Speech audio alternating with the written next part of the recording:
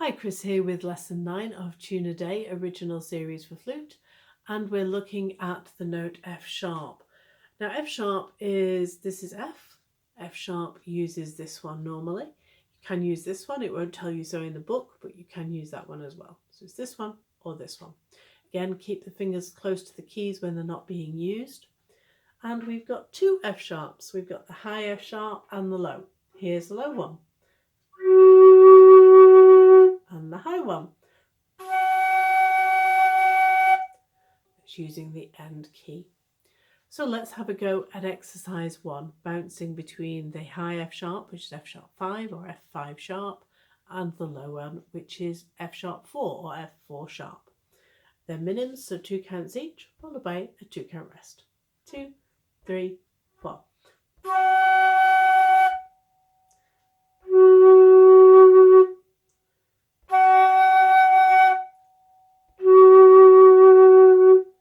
Moving on to exercise 2, we double that up, 2 minims on each one.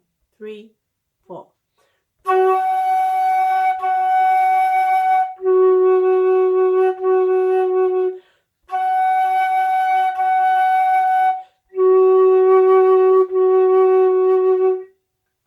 So now we can play F sharp. What is F sharp?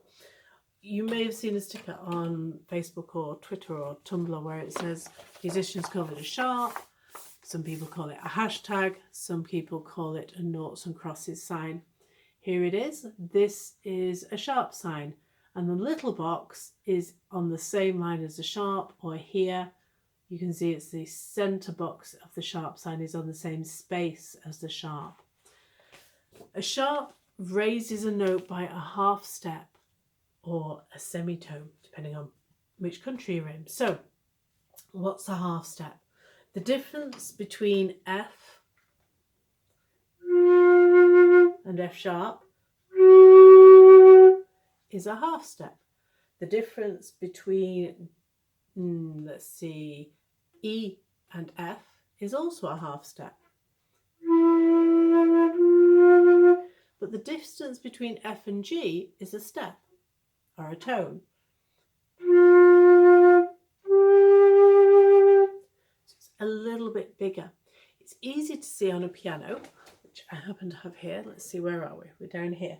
If we have F to F sharp going to the black note, that's the note immediately next door. So that's a semitone, F to F sharp.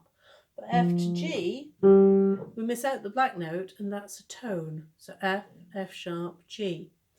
The distance between E and F doesn't have a black note in the middle. So that's a semitone. E to F, semitone.